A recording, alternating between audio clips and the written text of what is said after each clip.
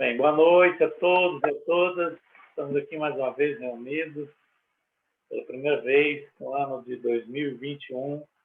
A nossa maravilhosa professora Isabela Oliveira nos dará mais esse presente. E hoje daremos início, dia 1º de fevereiro de 2021, a esse livro maravilhoso, Ordens da Ajuda. Professora, seja bem-vindo, todos vocês sejam bem-vindos, bem-vindas. E eu agradeço mais uma vez a seus pais por nos presentear com a sua presença e eu lhe passo a palavra.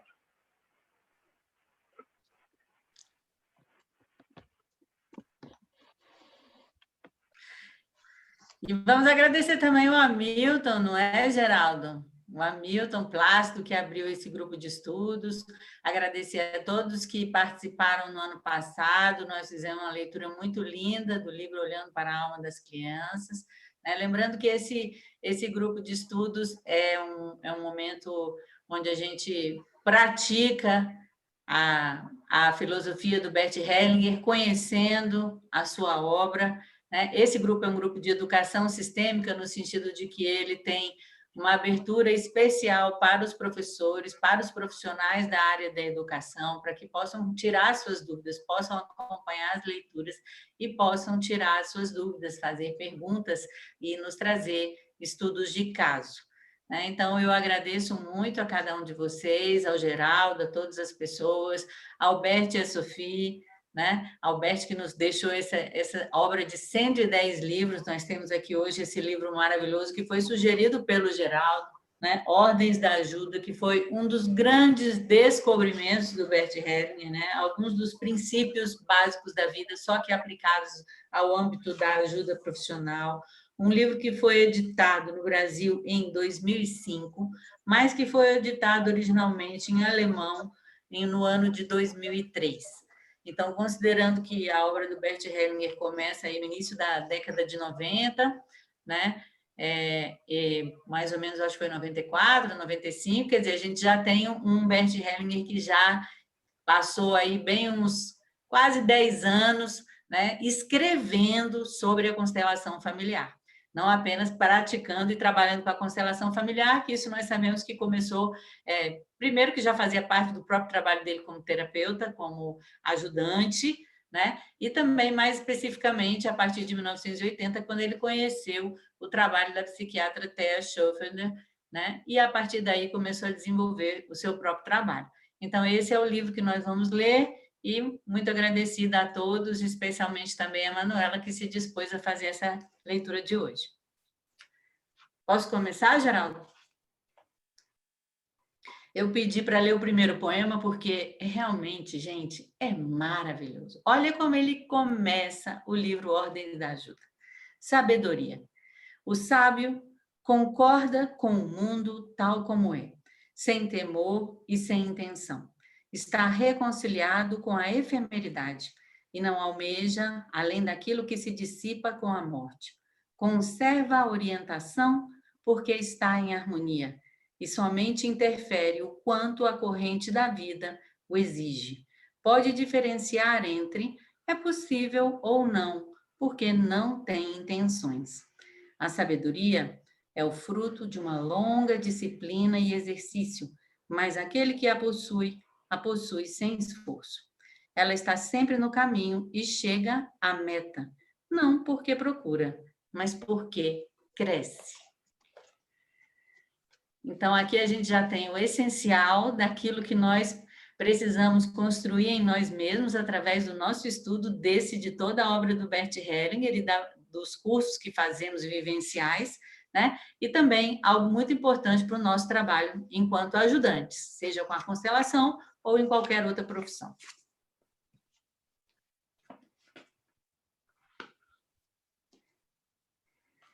Podemos começar? Sim, por favor, Manuela. Sobre este livro. Como se originou este livro? Os participantes de cursos de treinamento em constelações familiares relataram em que ponto sentiram-se limitados ao tentar ajudar os outros. Por isso, olhamos juntos para essas tentativas de ajudar para descobrir. se ajudar era possível e permitido nesta situação especial e quais os passos de ajuda que eram adequados ou necessários.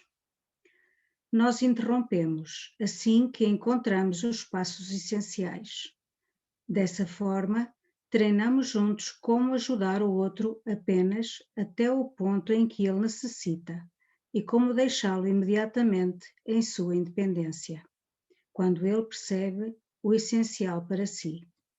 Com isso, os participantes foram introduzidos em curto espaço de tempo em uma abundância de procedimentos diversificados. Isso permitiu a eles aguçarem a percepção. Puderam verificar em si mesmos, através de muitos exemplos, qual o efeito que teve um ou o outro modo de proceder. Reconheceram imediatamente qual o procedimento tinha uma perspectiva de sucesso. Os outros participantes também foram inseridos nesses processos de percepção.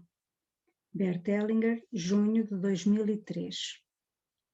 Introdução e visão geral. O que significa ajudar? Ajudar é uma arte. Como toda arte, faz parte dela uma faculdade que pode ser aprendida e praticada. Também faz parte dela uma sensibilidade para compreender aquele que procura ajuda, portanto, a compreensão daquilo que lhe é adequado e, simultaneamente, daquilo que o ergue acima de si mesmo para algo mais abrangente. Ajuda como compensação. Nós, seres humanos, dependemos sobre todos os aspectos da ajuda de outros. Só assim podemos nos desenvolver. Ao mesmo tempo, precisamos também ajudar outros. Aquele de quem não se necessita, aquele que não pode ajudar outros, fica só e definha. A ajuda serve, portanto, não somente aos outros, mas também a nós mesmos. Via de regra, a ajuda é recíproca, por exemplo, entre parceiros. Ela se ordena pela necessidade de compensar. Quem recebeu de outros o que deseja e precisa, também quer dar algo, compensando assim a ajuda. Para nós, muitas vezes, a compensação através da retribuição só é possível de uma forma limitada, por exemplo, em relação a nossos pais.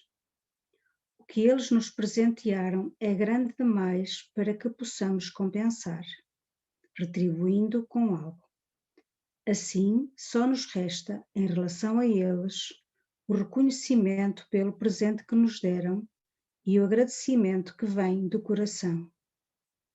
A compensação através da retribuição e o consequente alívio só se consegue quando se passa isso adiante, por exemplo, aos próprios filhos.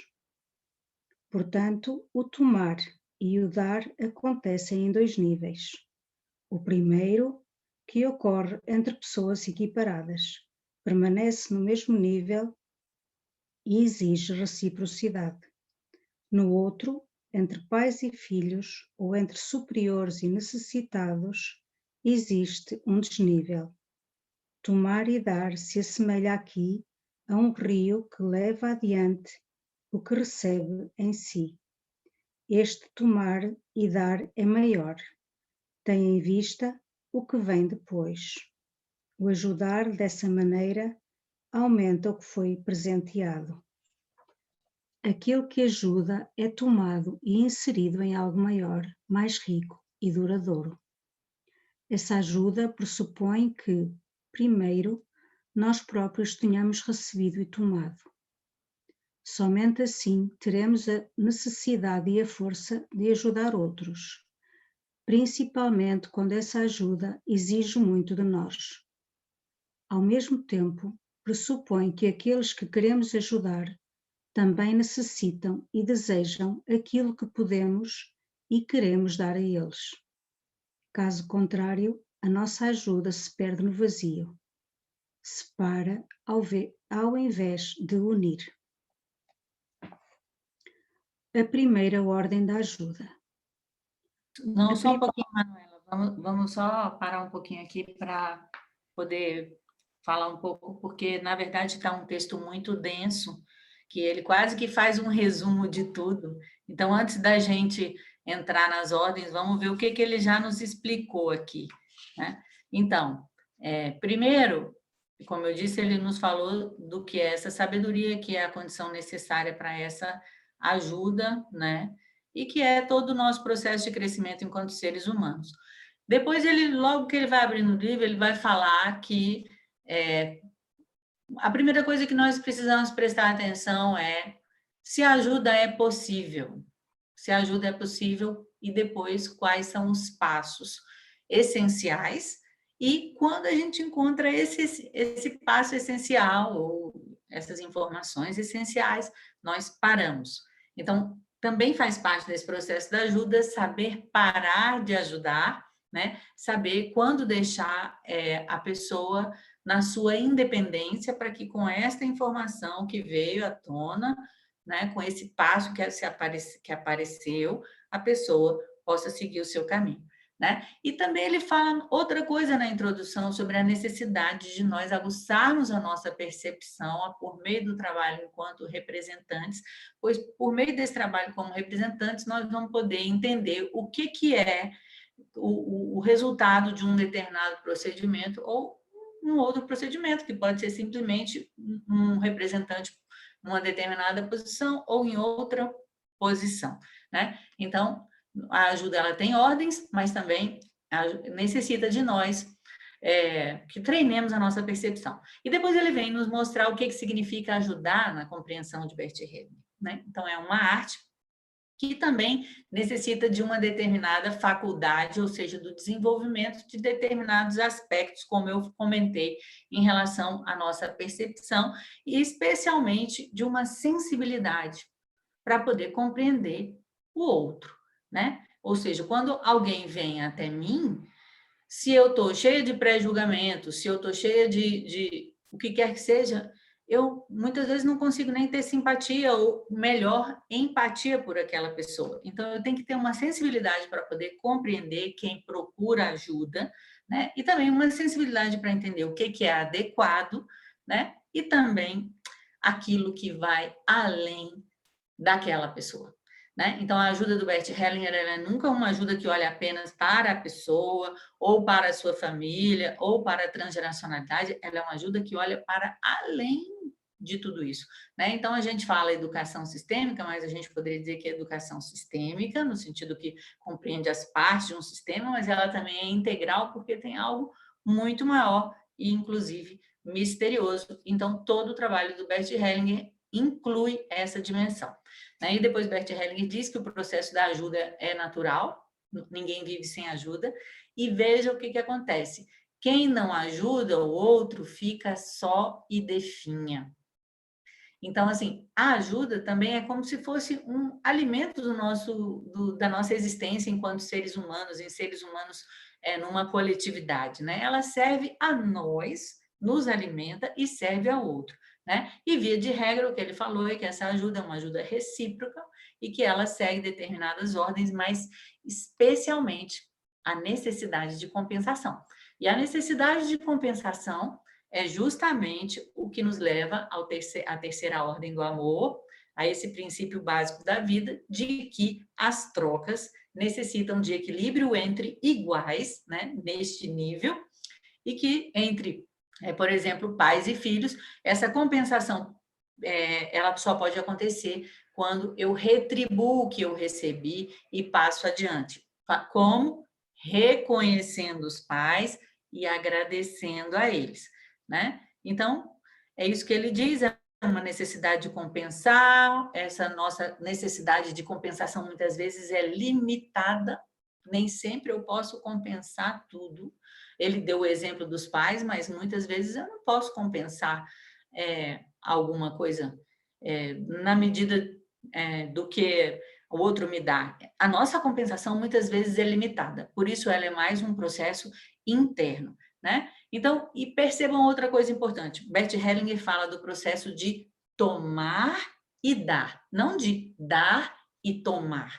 Ou seja, primeiro eu tomo, e aí vem todo o arquétipo da ajuda e desse contato que, para ajudar, nós precisamos ter em relação à nossa mãe, porque primeiro nós tomamos para depois dar. Eu só posso dar o que antes eu tomei, né? Então, a ajuda, ela pressupõe algo que essa ajuda está inserida nesse todo maior, mas ela pressupõe primeiro tomar, né? E também, obviamente, outra coisa muito importante, só para finalizar, antes da gente entrar nas ordens da ajuda, que quem precisa de ajuda, queira essa ajuda, né? E ele coloca aqui pressupõe que aqueles que queremos ajudar também necessitam, vejam bem, e desejam aquilo que podemos e queremos dar a eles.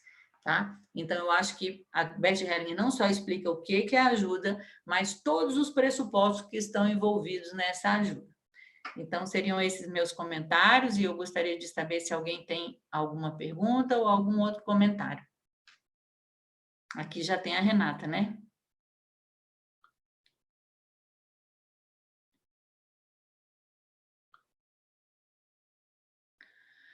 Professora Isabela, boa noite. Os professores e os alunos estão no mesmo nível, os professores são superiores? Vejam bem, do que nós estamos falando, né?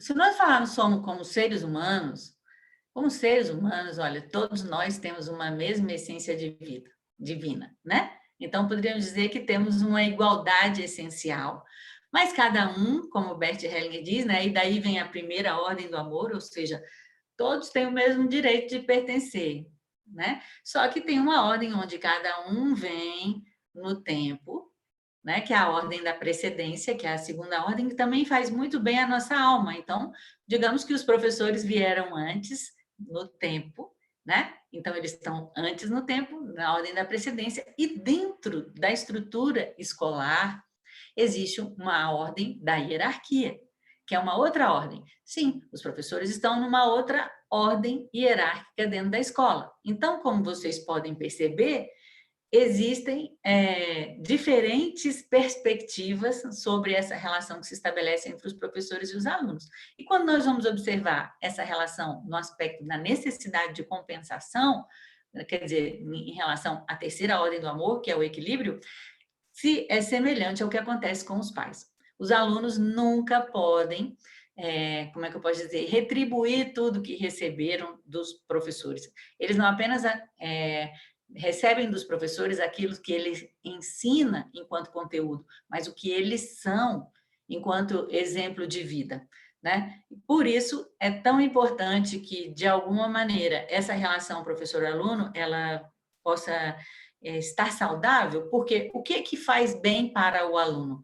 O que faz bem para o aluno é reconhecer o professor e agradecer o professor. É o mesmo movimento que acontece em relação aos seus próprios pais, ele vai fazer em relação aos professores, né? Só que são professores, não são pais. E vai, então, fazer o quê? Ser muito bem-sucedido em qualquer área que ele escolher para poder seguir a sua vida.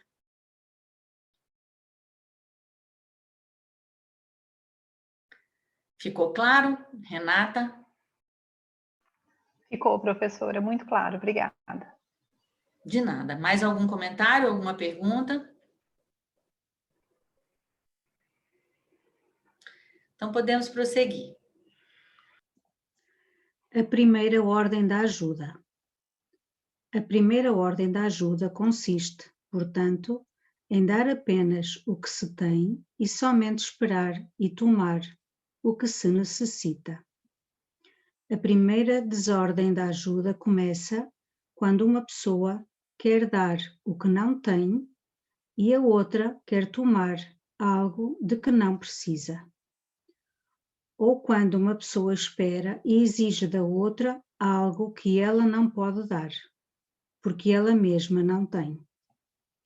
Também ocorre quando uma pessoa não pode dar algo, porque com isso tiraria da outra algo que só ela pode ou deve carregar e fazer.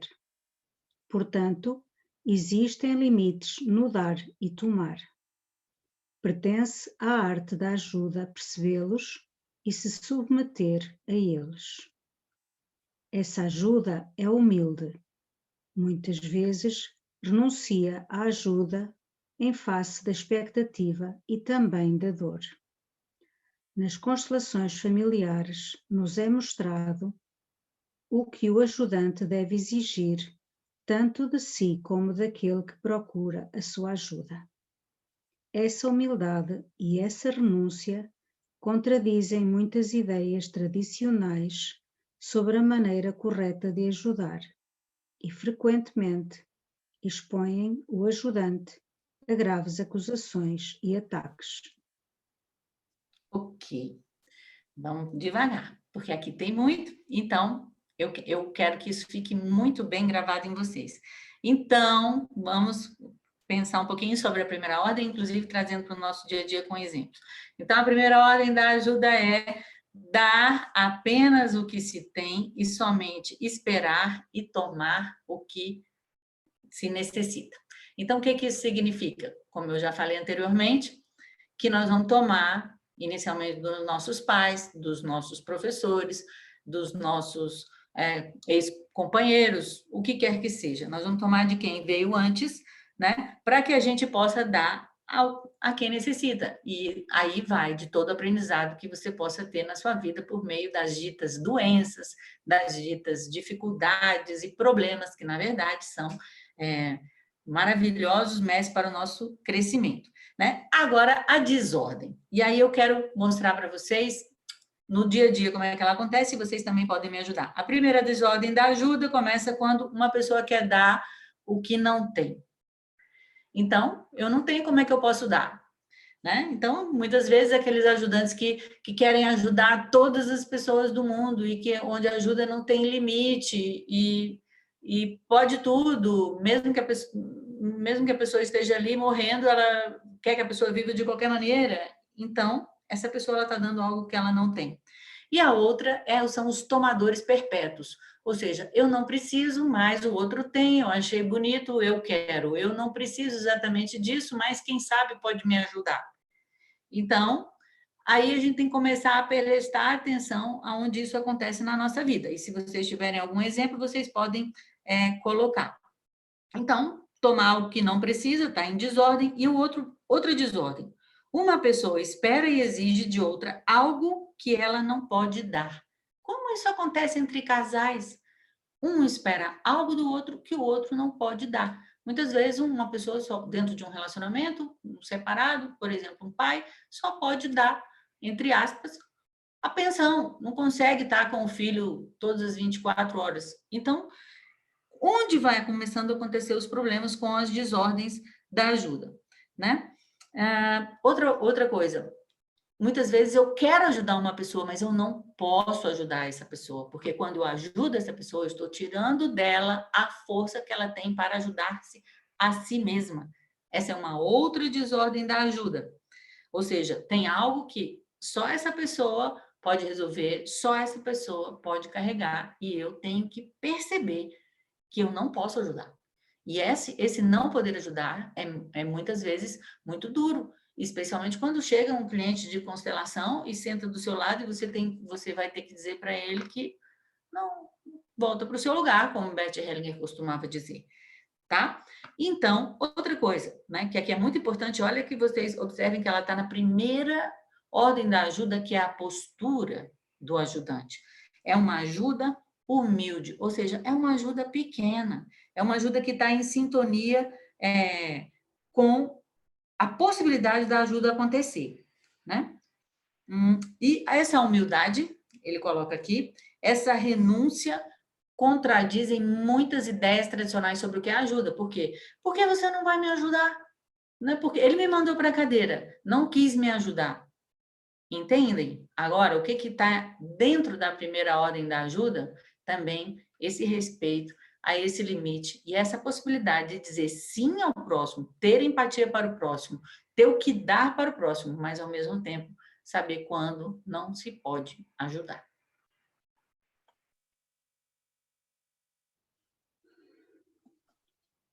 Alguém tem algum exemplo do dia a dia de desordem da primeira da primeira ordem da ajuda? Alguém quer trazer alguma situação?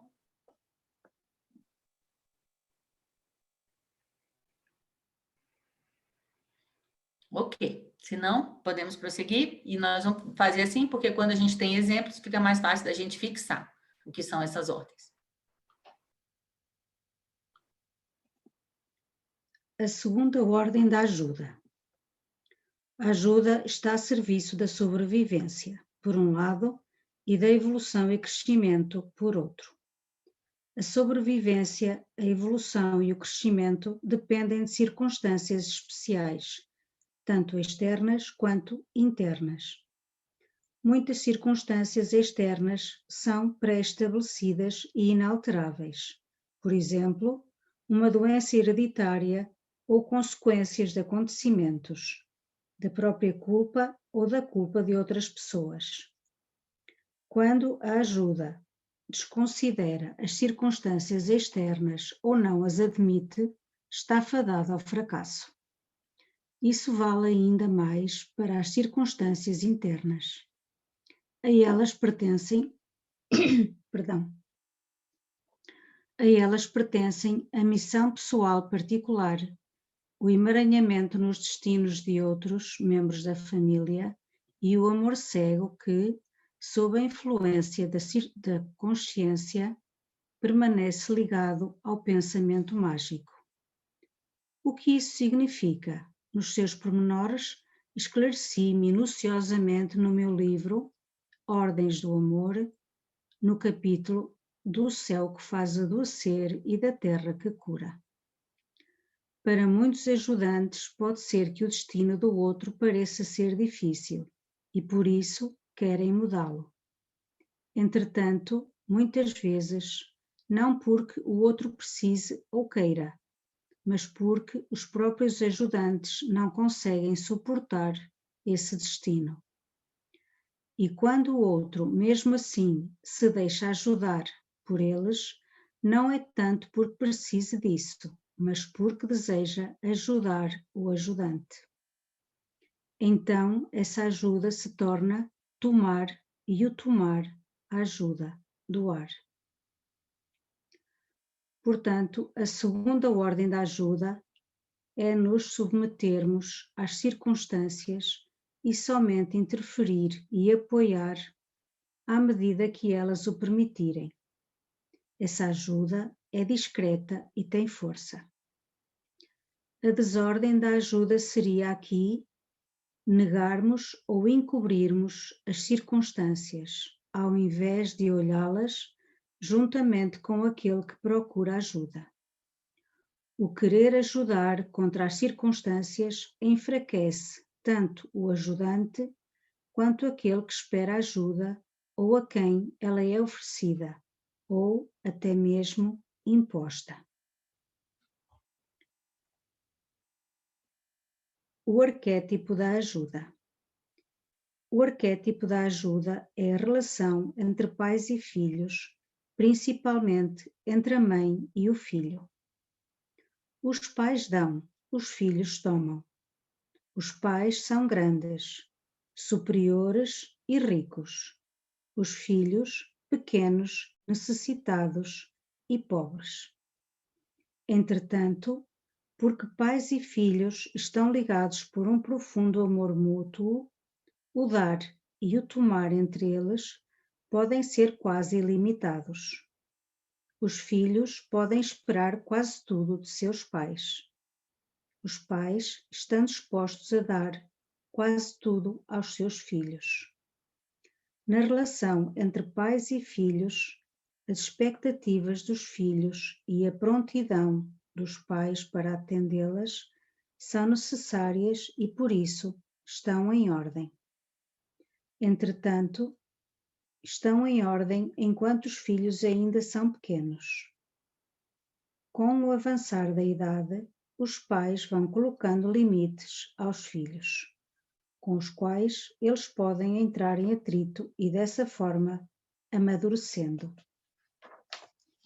Seriam esses pais menos amorosos com os seus filhos? Seriam pais melhores se não colocassem limites? ou provam ser bons pais justamente porque exigem de seus filhos algo que os prepara para uma vida de adultos. Muitos filhos ficam, então, com raiva de seus pais porque preferem manter a dependência original. Contudo, justamente porque os pais se retraem e desiludem essas expectativas, ajudam seus filhos a se libertarem dessa dependência e, passo a passo, a agirem por conta própria, por sua própria responsabilidade. Somente assim os filhos tomam o seu lugar no mundo dos adultos e se transformam de tomadores em doadores. Ok, vamos lá, que aqui também tem muita coisa. Então, vejam bem, a ajuda está a serviço da sobrevivência, da evolução, do crescimento. É a isso que a ajuda serve. A sobrevivência, a evolução e ao crescimento. Ou seja, é uma ajuda que está em sintonia com esse movimento da vida que Bert Hellinger coloca, que existe um movimento primordial que sempre avança para o mais, né? E o crescimento, a evolução, ele precisa de determinadas circunstâncias e, muitas vezes, essas circunstâncias impõem limites. Então, a segunda ordem da ajuda diz respeito a se submeter a essas circunstâncias. E, de uma certa maneira, verificar onde está o amor cego e o pensamento mágico. Porque o que acontece? Existem circunstâncias que são externas. Por exemplo, uma pessoa fica grávida, um casal fica grávido. Isso é uma circunstância externa. Eu não tenho como modificar isso. Não adianta eu querer passar a mão. A pessoa vem me pedir ajuda chorando, eu vou dizer para ela, não, poderia ter sido diferente. Se você não poderia ter sido diferente. Então, eu me submeto a essas circunstâncias, a pessoa tem um diagnóstico de câncer, não adianta eu ficar em, não, você vai se curar. Não, você tem um diagnóstico de câncer. Então, eu tenho, assim, um contato com aquilo que é real e também conduzo a pessoa que está comigo a esse contato, ou seja, me submeto à realidade, às circunstâncias e também às circunstâncias internas. Muitas vezes o destino de uma pessoa é um destino difícil, eu tenho que me submeter a isso e não ficar com dó da pessoa, por exemplo, né? Então, a segunda ordem é se submeter e vejam bem, nós falamos da postura. A primeira ordem fala de uma postura, né, de uma ajuda que é humilde, né? E aqui fala de uma ajuda que é discreta e tem força. Então, já vimos 3 qualidades da ajuda. A ajuda é humilde, discreta e tem força. Aí depois ele vem falar de algo muito importante e eu vou explicar por que ele é muito importante, porque qual é o arquétipo da ajuda? O que é o arquétipo? O arquétipo é uma imagem primordial, né, que molda a nossa, por assim dizer, a nossa alma, a nossa compreensão, é um conceito que vem do Jung, né? O arquétipo da ajuda, ou seja, a imagem primordial da ajuda na compreensão do Bert Hellinger seria essa relação entre pais e filhos, principalmente entre a mãe e o filho. E a ideia aqui é pais dão, filhos tomam. Então, se eu não consigo receber dos meus pais, eu também não posso ajudar as outras pessoas. Os pais são... E aí tudo ele coloca, os pais são grandes, o tamanho, os pais são superiores, a hierarquia, e os pais são ricos. Eu sou capaz de perceber isso, que o meu pai e a minha mãe são grandes, que meu pai e minha mãe são superiores e que meu pai e minha mãe são ricos. Olha que coisa importante para o nosso sucesso financeiro, né? Então, tadinha, a vida da minha mãe foi difícil, ou a minha mãe não pôde estudar, ou meu pai não teve dinheiro, ou... Como eu olho para esses pais são ricos. E depois ele coloca que pais e filhos estão ligados pelo amor mútuo, né? E essa troca pode ser quase ilimitada, porque todos que já têm um filho sabem que é um amor enorme, incondicional, né? E aí ele vai falar sobre algo muito importante, que são as expectativas. Ou seja, os filhos muitas vezes colocam expectativas em relação aos pais, em que os pais possam atender essas necessidades, quando isso já não está, por exemplo, mais dentro da idade. Isso pode estar em ordem enquanto os filhos estão pequenos, mas depois começa, então, o processo de desmame, ou seja, de como esse filho vai... o pai vai colocando limite nos filhos, e muitas vezes o filho vai confrontando os pais para que ele possa ir ganhando a sua autonomia. Então, o processo da ajuda, ele tanto se remete ao arquétipo de pais e filhos, como, para nós sermos ajudantes, nós precisamos completar o nosso amadurecimento psíquico espiritual. Compreendem? Nós precisamos tomar dos nossos pais e ganhar essa autonomia com a nossa própria vida, né? E a independência. E vejam bem, outra coisa, se o arquétipo da ajuda é como o arquétipo dos pais e filhos, o que acontece comigo quando eu estou no lugar de ajudante? Eu também vou colocar limites à pessoa que eu ajudo. Eu também vou frustrar as expectativas da pessoa que eu ajudo. Estão compreendendo? Por isso é que o arquétipo da ajuda não é só eu saber, o arquétipo da ajuda são os pais e filhos. Eu tenho que entender que para eu poder ajudar, eu vou ter que fazer esse dever de casa.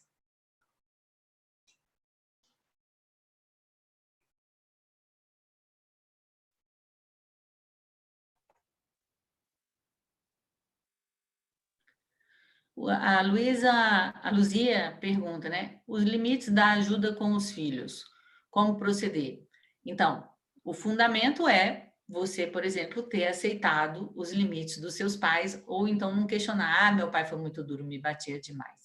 Mas a minha mãe era assim, assim, assado. Ou seja, então, para eu poder conseguir colocar limite com os meus filhos, eu primeiro tenho que ter feito o meu processo de tomar os meus pais da maneira como eles são. Né? E conseguir observar que eles são grandes, que eles são superiores e que eles são ricos. E eu, às vezes, acrescento lindos também. Então, se você não fizer essa parte, você nunca vai conseguir colocar limite com os filhos. Né? Então, eu acho que esse seria o começo desse trabalho. E esse limite ele vai acontecendo naturalmente. Tanto o pai, muitas vezes, não respeita o limite do filho, né? Ou seja, muitas vezes o filho menino precisa se separar da mãe e a mãe fica querendo, como vai, meu filhinho, como você está bem? E o menino já está falando, eu não sou mais esse seu filhinho, eu preciso me separar, eu sou homem, eu sou grande, eu sou como o meu pai, eu vou para minha outra namorada, entende? Então, existe algo que vem dos filhos, os filhos vêm nos mostrando e a gente também vai colocando os nossos próprios limites. E, de um modo geral, como é que eu poderia dizer? Num ciclo ideal, a gente poderia dizer que esse primeiro ciclo de amadurecimento para os meninos do lado da mãe dura mais ou menos uns 7 anos, depois eles vão indo para o pai, ficam com o pai e não voltam mais para a mãe, né? Das meninas, ela vai para o pai, mas depois ela volta com a mãe, mas todo esse processo termina com mais ou menos 21 anos de idade, quando aí então os filhos, de uma certa maneira, caem na real, ou seja, saem da casa maravilhosa, do lar todo bem estruturado e vão começar a vida própria numa kitnet, por exemplo. Ou seja, começa um outro processo de estruturação psíquica. Não sei se eu pude responder, Luzia. Era isso mais ou menos o que você queria ouvir? Ainda vou acrescentar só mais uma coisa. A capacidade de dizer não, ela tem a ver com a nossa capacidade, com o nosso relacionamento com o nosso pai. Da mesma maneira que a capacidade de dizer sim tem a ver com o nosso relacionamento com a nossa mãe.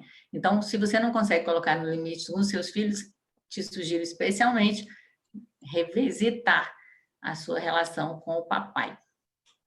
Ou se você é muito dura no não, também é outra possibilidade.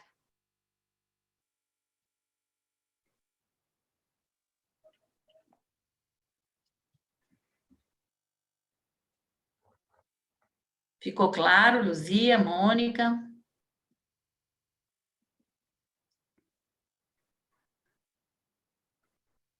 Então, vamos em frente, por favor.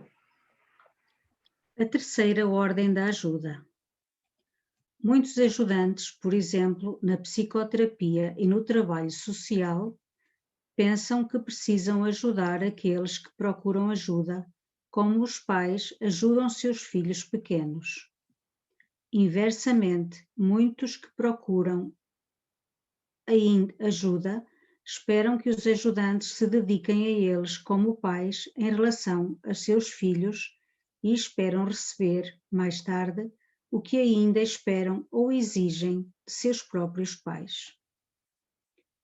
O que acontece se os ajudantes corresponderem a essas expectativas? Eles se envolvem numa longa relação. Para onde leva essa relação? Os ajudantes ficam na mesma situação dos pais, lugar onde se colocaram através desse querer ajudar. Passo a passo, precisam colocar limites aos que procuram ajuda, decepcionando-os. Então, estes desenvolvem frequentemente, em relação aos ajudantes, os mesmos sentimentos que tinham antes em relação aos pais. Dessa maneira, os ajudantes que se colocaram no lugar dos pais e talvez até queiram ser melhores que os pais, tornam-se para os clientes iguais aos pais deles. Muitos ajudantes permanecem presos na transferência e na contra-transferência da criança em relação aos pais, dificultando assim ao cliente a despedida tanto de seus pais quanto deles. Ao mesmo tempo, a relação, segundo o modelo da transferência entre pais e filhos, impede também o desenvolvimento pessoal e amadurecimento do ajudante. Vou ilustrar isso com um exemplo. Quando um homem jovem se casa com uma mulher mais velha, ocorre a muitos a imagem de que ele procura uma substituta para a sua mãe. E ela o que procura? Um substituto para o seu pai. O inverso também é válido. Quando um homem mais velho se casa com uma mulher jovem, muitos dizem que ela procurou um pai. E ele? Ele procurou uma substituta para sua mãe. Portanto, embora isso possa soar estranho, quem persiste por muito tempo numa relação superior e até a procura e quer conservá-la, recusa-se a assumir seu lugar de igual para igual no mundo dos adultos. Contudo, existem situações em que é conveniente que, por um curto tempo, o ajudante represente os pais. Por exemplo, quando um movimento precocemente interrompido precisa ser levado a seu termo. Mas, diferentemente da transferência da relação entre pais e filhos, os ajudantes representam aqui os pais reais e não se colocam em seu lugar como uma mãe melhor ou um pai melhor. Por isso, os clientes também não precisam se desprender deles. Os próprios ajudantes os afastam de si e os levam para os pais biológicos. Assim, ambos ficam mutuamente livres. Seguindo esse modelo de sintonia com os pais verdadeiros, os ajudantes podem fazer fracassar, desde o início, a transferência da relação entre pais e filhos.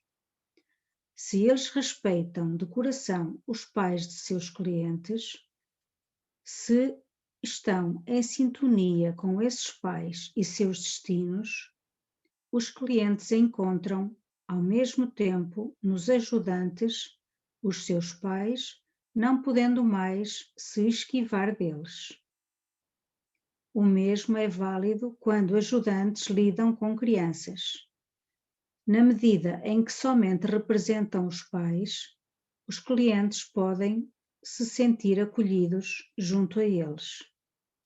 Os ajudantes não se colocam no lugar dos pais. A terceira ordem da ajuda seria, portanto, que o ajudante também se colocasse como adulto perante um adulto que procura ajuda. Com isso, ele recusaria as tentativas do cliente de forçá-lo a fazer o papel de seus pais. É compreensível que isso seja sentido e criticado por muitos com dureza. Paradoxalmente, essa dureza é criticada por muitos como arrogância, embora, olhando com exatidão, o ajudante seja muito mais arrogante numa transferência da relação entre pais e filhos. A desordem da ajuda aqui é permitir que um adulto faça reivindicações ao ajudante como uma criança a seus pais e que o ajudante trate o cliente como uma criança, para poupá-lo de algo que ele mesmo precisa e deve carregar, a responsabilidade e as consequências. É o reconhecimento dessa terceira ordem da ajuda que diferencia profundamente as constelações familiares e o trabalho com os movimentos da alma da psicoterapia habitual. Ok, vamos lá. Maravilhosa a nossa terceira ordem. Então, recapitulando. Primeira ordem da ajuda. Dar o que tem, tomar o que precisa, né? E a pessoa que precisa de ajuda tem que querer essa ajuda. Segunda ordem, né? É exatamente se submeter às circunstâncias. E a terceira ordem tem a ver com o lugar do ajudante na ajuda, ou seja, é um lugar de adulto em relação a um outro adulto, né? Não vai substituir os pais, nem ser melhor que os pais. E é muito interessante que, não sei se foi no livro que nós lemos no livro passado, ou se foi num outro livro, mas o Bert Hellinger diz assim: a boa e elegante psicoterapia é, na verdade, muito simples. Trata-se de reconectar uma pessoa com a sua própria mãe, em primeiro lugar, ou em grande medida. Então, como que eu posso ajudar uma pessoa a se reconectar com a sua mãe? Reconhecendo a sua mãe, reconhecendo o seu pai, entrando em sintonia com o seu destino, me colocando no meu último lugar, quer dizer, o lugar do ajudante. É por isso, muitas vezes o cliente se senta, né, à nossa direita e nós ficamos no último lugar, ou seja, se fosse dar uma linha reta da direita para a esquerda, a menos que, por exemplo, assim, Bert Hellinger ou a Sophie, muitas vezes se sentam do outro lado, mas é assim, é como se fosse um grau que eles têm para poder fazer isso. O nosso lugar, onde a gente, por exemplo, assim, incorpora esse lugar do ajudante, é esse ajudante que fica, né, com o ajudado à sua direita, nesse respeito a tudo que ele trouxe antes de nós, né? E o que mais que eu teria para poder dizer aqui? Mas existem situações onde um ajudante pode e inclusive deve representar os pais, que é brevemente na reconexão desse movimento interrompido. Então, muito respeitosamente em relação aos pais desse cliente, eu vou me colocar no lugar do pai ou da mãe desse cliente e vou permitir que ele, como é que eu posso dizer, tenha esse contato através de mim com os seus próprios pais. Né? Isso pode se dar, às vezes, acolhendo uma pessoa ao nosso lado, como também pode se dar dentro de um movimento da constelação, como também pode se dar dentro de nós mesmos, porque tudo se trata de um processo consciencial, né? Então, é necessário para nós ajudantes essa sintonia com os pais verdadeiros, né? E, então, colocar-nos com um adulto, diante de um adulto, isso significa que eu também não posso receber do meu cliente, por exemplo, ordens, né? Ou então que eu posso permitir que ele faça exigências para mim, como uma criança que faria essa mesma exigência em relação aos seus pais. Tipo assim, você tem que me ajudar a qualquer custo, por exemplo, né?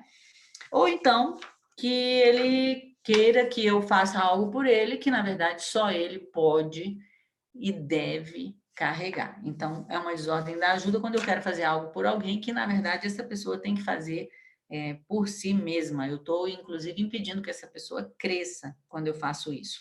Né? Agora, é muito importante entender que isso é tão essencial, quer dizer, o lugar do ajudante, porque ele elimina o processo de transferência e contra-transferência. né, que foi um processo que foi descrito por Sigmund Freud, né, na sua teoria psicanalítica, e que, na verdade, o que é esse processo? É justamente quando um cliente projeta o seu pai dentro do terapeuta, e isso gera dentro do terapeuta também se colocar nesse lugar de pai uma outra contra-transferência, no sentido que, além daquilo que os dois estão experimentando, que tem a ver com a questão que está ali, também ainda acontece um outro processo, né? Que em outras áreas dentro da psicanálise ou em outras teorias referentes à psicologia, eles vão, inclusive, trabalhar com esse processo. Mas dentro da constelação familiar, nós trabalhamos de uma maneira distinta, ou seja, nos colocamos no nosso lugar de adultos, de pessoas que não fazem parte daquele sistema e que, por alguns momentos, oferecem uma ajuda e entram junto com o nosso cliente para observar algo sobre si mesmo, algo sobre a sua história, algo que possa conduzi-lo assim num próximo passo. Alguma pergunta? Então, a terceira ordem da ajuda é ajudar de adulto para adulto, né? A primeira, dá o que tem, tomar o que precisa, a ordem ecológica. A segunda, se submeter às circunstâncias. E a terceira, adulto para adulto. Porque, diferentemente das ordens do amor, que são pertencimento, ordem, equilíbrio, ou pertencimento, precedência, equilíbrio, pertencimento, hierarquia e equilíbrio, as ordens da ajuda são mais difíceis de gravar. E eu quero que vocês gravem. Então, eu vou repetir. Primeira ordem da ajuda, dá o que tem, tomar o que precisa. Aí eu já faço o link, ó, a ordem ecológica. Eu vou no supermercado, eu compro uma pasta de dente. É o que eu preciso. Dou o que tenho e tomo o que preciso. Segunda ordem da ajuda, me submeto às circunstâncias. Posso realmente ajudar ou não posso? E a terceira ordem da ajuda, ajudar de adulto para adulto. Ok? Então, vão anotando. Vamos lá. Então, em relação à capacidade de dizer sim e a capacidade de dizer não em relação ao pai ou à mãe, poderia falar de novo sobre isso? Não consegui processar a informação. Capacidade de dizer não tem a ver com o nosso pai. E a capacidade de dizer sim tem a ver com a nossa mãe. Tá? Professora, agora fiquei confusa, pois nesse tópico da terceira ordem da ajuda, entendi que Bert Hellinger diz que não podemos nos colocar na posição de pais daqueles que procuram ajuda. Se assim for, como que a relação dos pais pode ser o protótipo da ajuda somente para dar limites? Não, ela não é só para poder dar limites, não. Ela é para dar orientação, para dar sem, na verdade, receber nada em troca. No fundo, ainda tem essa outra parte, ou seja, eu dou, porque esse é o processo de ajuda ideal, esse arquétipo. Mas eu acho que você está misturando duas coisas. Veja bem, não podemos nos colocar na posição de pais daquele que procuram ajuda. Existem exceções. Nós podemos, eventualmente, nos colocar na posição de pais, e foi o que eu acabei de falar, quando existe a necessidade de se reconstruir esse movimento interrompido do cliente em relação ao seu pai. Mas é dessa maneira, é rapidamente, num exercício de constelação, ou então, como eu expliquei, num processo, inclusive, consciencial, né? E o protótipo da ajuda, porque é o seguinte, quem é que nos ajuda com tudo, que nos deu a vida e que nos dá tudo? É a nossa mãe. Então, não é só para dar limite, é para dar limite, mas também é para nutrir.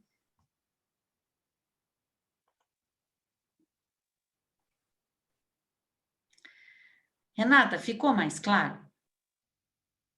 O arquétipo é uma imagem gigante, é uma imagem primordial. Tá entendendo? De quem a gente recebeu ajuda em primeiro lugar foi da nossa mãe. É como se essa imagem ficasse gravada dentro da nossa alma.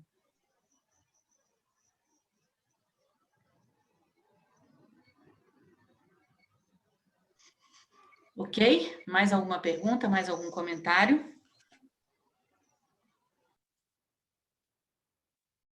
Então, vamos lá. A quarta ordem da ajuda.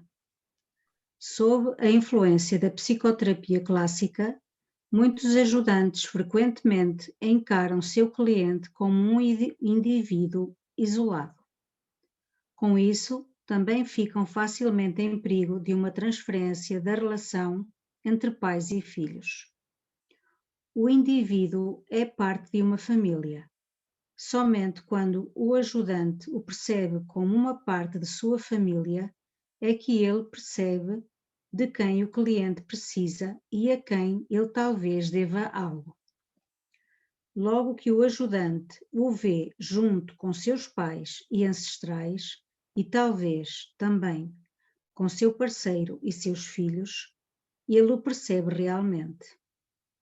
Percebe também quem nessa família precisa, em particular, de seu respeito e ajuda, e a quem o cliente precisa se dirigir para reconhecer os passos decisivos e caminhar.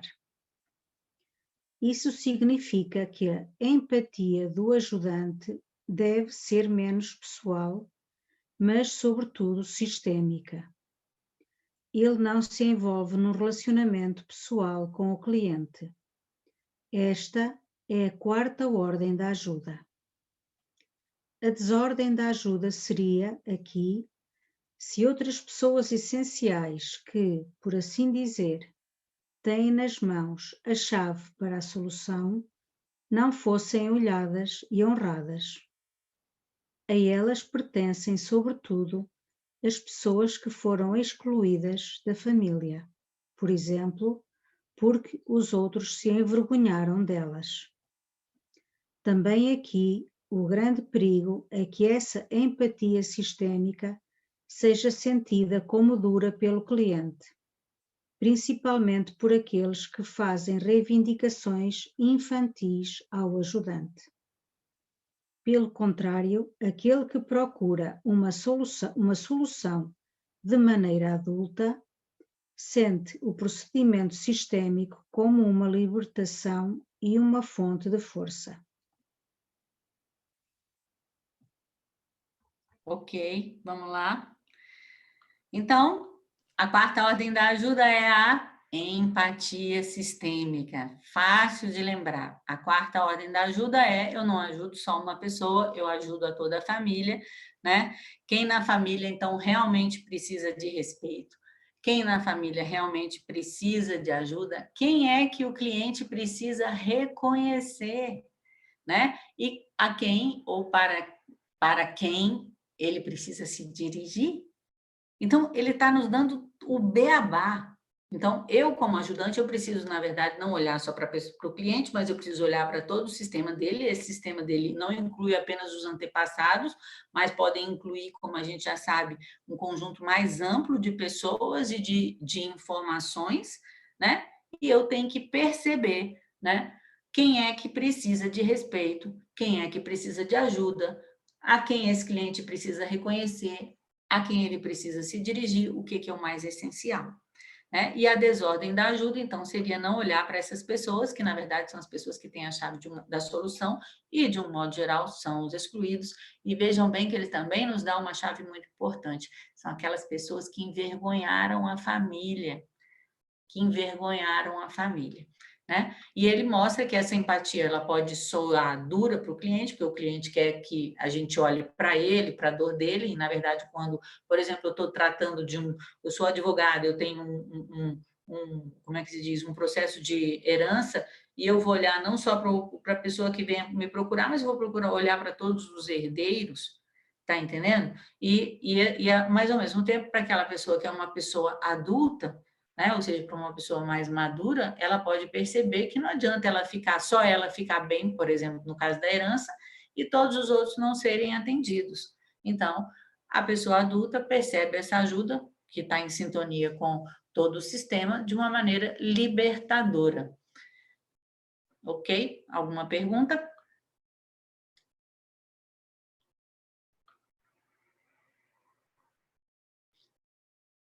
Então, vamos para a nossa quinta ordem da ajuda, para ver se a gente consegue terminar essa introdução às ordens da ajuda hoje. A quinta ordem da ajuda. As constelações familiares unem o que antes estava separado. Nesse sentido, está a serviço da reconciliação, sobretudo com os pais. O que impede essa reconciliação é a diferenciação entre os bons e os maus membros da família, tal como fazem muitos ajudantes, sob a influência de sua própria consciência e sobre a influência de uma opinião pública que está presa nesses limites dessa consciência. Por exemplo, quando um cliente se queixa de seus pais sobre as circunstâncias de sua vida ou sobre seu destino, e quando um ajudante se apropria da visão desse cliente, ele está mais a serviço do conflito e da separação do que da reconciliação. Por isso, só alguém que dá imediatamente um lugar em sua alma à pessoa de quem o cliente se queixa pode ajudar a serviço da reconciliação. Dessa maneira, o ajudante antecipa na sua própria alma o que o cliente ainda precisa realizar. A quinta ordem da ajuda é, portanto, o amor a cada um como ele é, por mais que ele seja diferente de mim. Dessa forma, o ajudante abre-lhe seu coração, tornando-se parte dele. Aquilo que se reconciliou em seu coração também pode se reconciliar no sistema do cliente. A desordem da ajuda seria aqui o julgamento sobre outros, que geralmente é uma condenação e a indignação moral ligada a isso. Quem realmente ajuda, não julga. Bom, acho que a gente tem um post para amanhã, né? Quem realmente ajuda, não julga. Quem realmente ajuda, não julga. Mas aí, vejam bem, o que acontece? Quem estava comigo no semestre passado me ouviu falando assim, ou Bert Hellinger cita esse exemplo. Quando uma mãe leva um filho para o jardim e fala, olha que linda árvore, por exemplo, não parece um julgamento. Mas veja bem, quando eu digo linda árvore, tem uma árvore que não é bonita. Então, o julgamento, ele exige de nós ir além de uma faculdade, que é uma faculdade, inclusive, natural da nossa consciência, porque está dentro da nossa própria percepção, que tem a ver com a luz, que tem a ver com a treva. Ou seja, tem a ver com a diferenciação que nos permite, por exemplo, estar no mundo, ver a realidade, né? Então, a quinta ordem é ajudar sem julgamento. E, na verdade, ele coloca de uma maneira seguinte, ó, o amor a cada um como é. A quinta ordem é a ordem do amor do espírito. Amor a cada um como é. E ele nos mostra através dessa quinta ordem, porque se eu amo o outro como o outro é, o que acontece? Esse processo acontece em mim primeiro, na minha alma como constelador, na minha alma como ajudante. Eu vou dar um lugar a quem o cliente está se queixando, eu vou dar um lugar àquelas pessoas que envergonharam a família, que foram excluídas na família, ou seja, em primeiro lugar, eu processo a união do que estava separado dentro de mim. E aí eu tenho que, obviamente, fazer o meu dever de casa. E é isso que toda constelação faz em grande medida. A constelação une o que antes estava separado. É um caminho de união, né? E também de reconciliação. E, em primeiro lugar, sempre a reconciliação com os pais. Então, Bert Hellinger nos ensina como eu devo amar o pai, os pais do meu cliente, assim como eles são, como eu não posso cair na tentação de ouvir a queixa do meu cliente, dos seus próprios pais, mas, ao mesmo tempo, aí eu vou dar uma posição pessoal.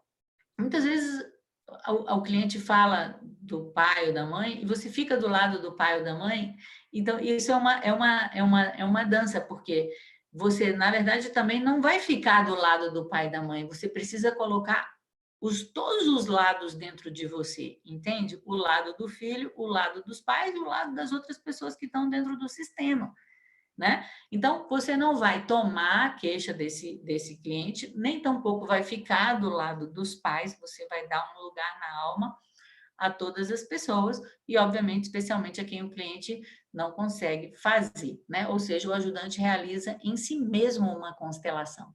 Esse é realizar uma constelação, unir algo que estava separado, ter uma nova compreensão, né? E aí, Bert Hellinger que nos mostra que o que impede essa união é o julgamento, é essa separação entre o que é bom e o que é mal. E o que eu estou trazendo para vocês é isso, porque isso também é inerente do nosso processo de percepção. Então, exige de nós uma purificação, um estado de atenção, quando nós, por exemplo, dizemos, nossa, como esse moço é atrasado, ou, entendeu? Ou então quando eu falo algo bom também, positivo, tá? Então, a desordem, da quinta desordem da ajuda seria o julgamento.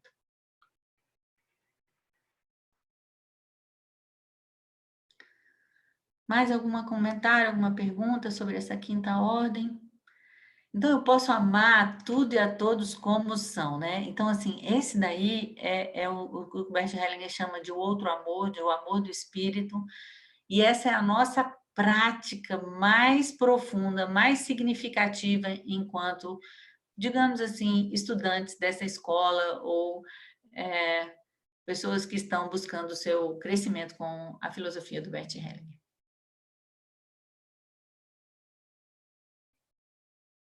Alguma pergunta? Algum comentário? Ajuda filho já adulto? Qual a melhor ajuda para filho adulto? Aliás, de verdade, qual é? Se alguém souber responder, me responde aí. Qual é a melhor ajuda para um filho adulto? A bênção para que ele possa fazer diferente? Não se preocupar com ele. Não se preocupar, né? Não se preocupar com ele. Um filho adulto, todas as vezes que eu me preocupo com um filho adulto, eu tiro força do filho adulto.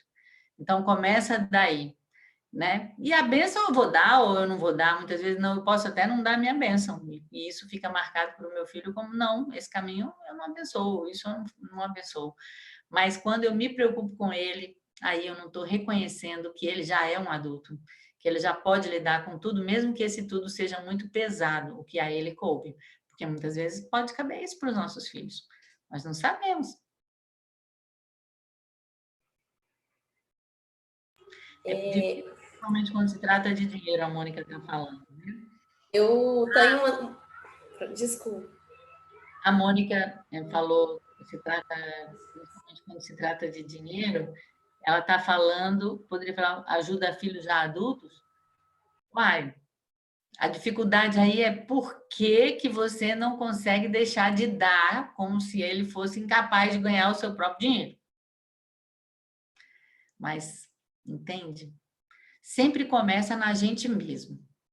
Então, por que eu não consigo colocar limites? E veja bem, dinheiro não é só dinheiro. Dinheiro é amor. Dinheiro é amor. Então, não tem só uma economia financeira, tem uma economia afetiva. E o que acontece se eu não estou dando dinheiro? Eu sou má, me sinto culpada. E, na verdade, eu já me sinto culpada, porque desde criança que eu fiz isso, fiz aquilo errado, porque todo mundo faz alguma coisa errada quando está criando filho, não é verdade? Não é todo mundo comete os maiores erros. Então, aí, Mônica, eu acho que você tem que ver, em primeiro lugar, com você, né? Por que é difícil para você acreditar que o seu filho pode ganhar seu dinheiro, ou parar de dar, ou dizer, vai à luta, meu filho.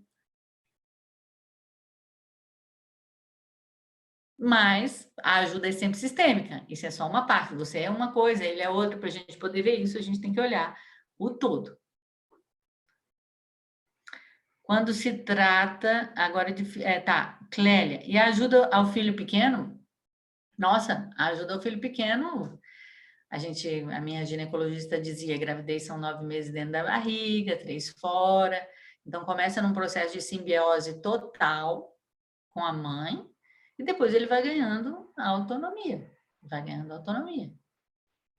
Isso é um processo que vai acontecendo. E aí é bom, por exemplo, conversar com outros pais, observar outros pais, entender como se dá esse processo de amadurecimento psicoespiritual de uma criança, dar valor ao pai dessa criança, né? Fazer o seu próprio trabalho de estar bem unido em relação ao pai, saber o que é a sua relação de casal, o que é a relação de vocês enquanto pais. Né? Se, por exemplo, assim, que o filho ajuda muito ao filho, por exemplo, que ele sabe qual é o lugar dele, né? Por exemplo, se você teve não sei quantos abortos ou tem algum filho segredado fora do casamento, ou seja, tudo isso também ajuda um filho. Aí nós vamos para as ordens do amor entre pais e filhos, né? Não acho que não é o caso. É outra aula. Mais alguma pergunta aqui? De nada.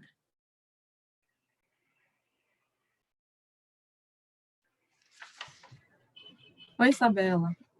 E quando a ajuda é para com os pais idosos? Ótima pergunta, muito boa pergunta. Porque, veja bem, a ajuda em relação aos pais idosos, ela é muito difícil, porque esses pais continuam grandes, continuam superiores e continuam ricos. Eu continuo pequeno, necessitado, não foi como o Bert Hellinger colocou lá, ainda tinha mais uma palavra, que ele colocou 3. E pobres, ele colocou assim, e pobres, pequenos, necessitados e pobres. Então, a minha ajuda é uma ajuda que sai deste lugar. Eu continuo ajudando os meus pais, mas de um lugar pequeno. Em primeiro lugar, é necessário respeitar quando os pais querem ou não querem ajuda. Até o ponto onde eles têm autonomia em relação à sua própria vida. E da mesma maneira, ou seja, eu ajudo dentro das minhas possibilidades. Eu vou ajudar o meu pai e a minha mãe, é minha obrigação. Bert Hellinger fala que é nossa obrigação, mas também ele coloca um limite a essa ajuda, ou seja, desse lugar de filhos e dentro das nossas possibilidades. Então, se a sua mãe não quer ir para o médico, ela não quer ir para o médico. Se ela quer morrer, ela quer morrer. Entendeu? Você pode até, como é que eu posso dizer? Dizer a ela isso, explicar como você se sente, ou mostrar a ela alguma coisa que ela não possa perceber, mas existe algo que precisa ser respeitado.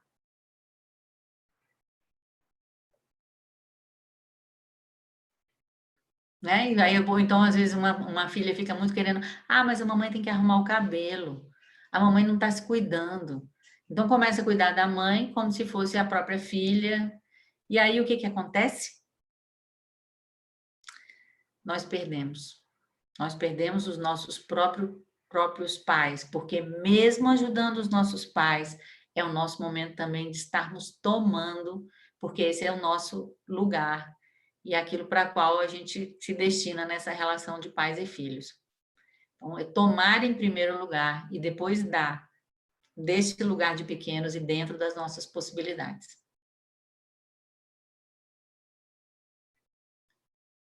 Alguém tem uma questão específica? E com relação aos pais idosos, é muito importante dizer também o seguinte, todos os filhos têm a mesma responsabilidade. Muitas vezes, o Bert Hellinger diz que o filho mais novo, o caçula, assume essa responsabilidade em relação aos pais mais velhos, justamente porque foi quem mais recebeu. Né? Mas essa dinâmica ela pode ser modificada, né? Porque eu sou a do meio. E nem a mais velha, nem a mais nova. Claro, elas podem ser modificadas, mas o seu lugar não se modifica nunca. Ou seja, é sempre melhor pedir um conselho para a mais velha, entende? Tipo assim, você faz, mas você fala, o que você acha disso? Aí você vai ver que a coisa se torna mais assim, entende? Mais ordenada. Mesmo que você tenha que assumir a liderança, ou o mais velho tenha que assumir a liderança, mas só pode daquele lugar, não dá para ser de outro. Senão, você pode até cuidar muito bem dos seus pais, mas você vai gerar um desentendimento enorme com os irmãos.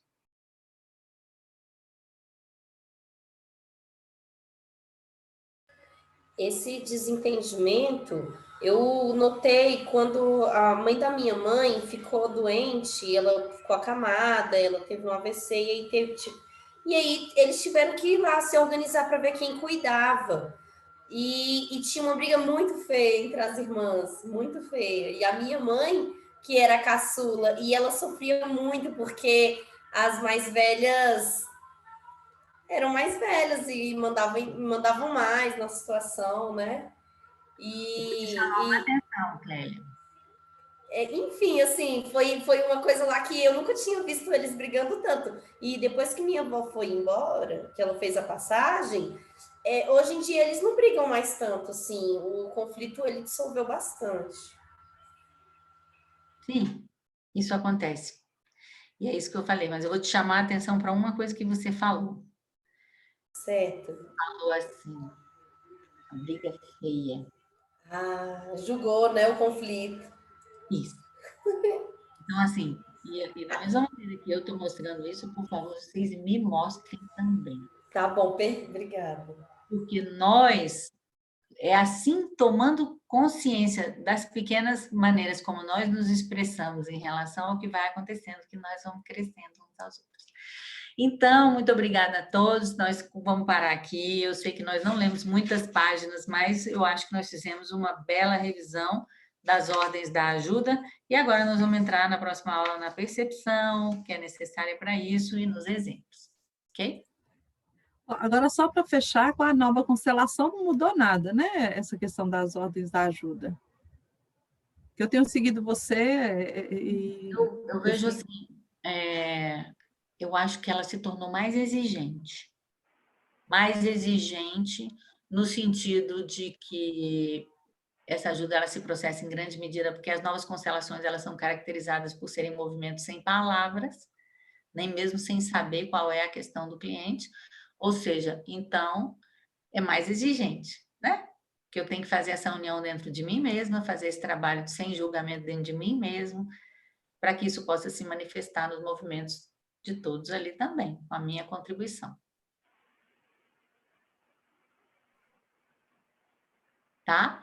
Então, muito obrigada a todos. Passo a palavra aí, especialmente a Manuela, passo a palavra para o Geraldo. Obrigado a todos e a todas. Manter esse campo em alta. Obrigado mais uma vez, professora Isabela, Manuela, pela bela leitura. E até o próximo encontro. E você que vai assistir pelo YouTube, bom dia, boa tarde, boa noite a todos. Geraldo, vamos só tirar um print da tela para a gente gravar aí esse momento de todo mundo aqui. Já tirei a primeira. Vamos lá, tio. Isso, tira a primeira página, a segunda. Agora.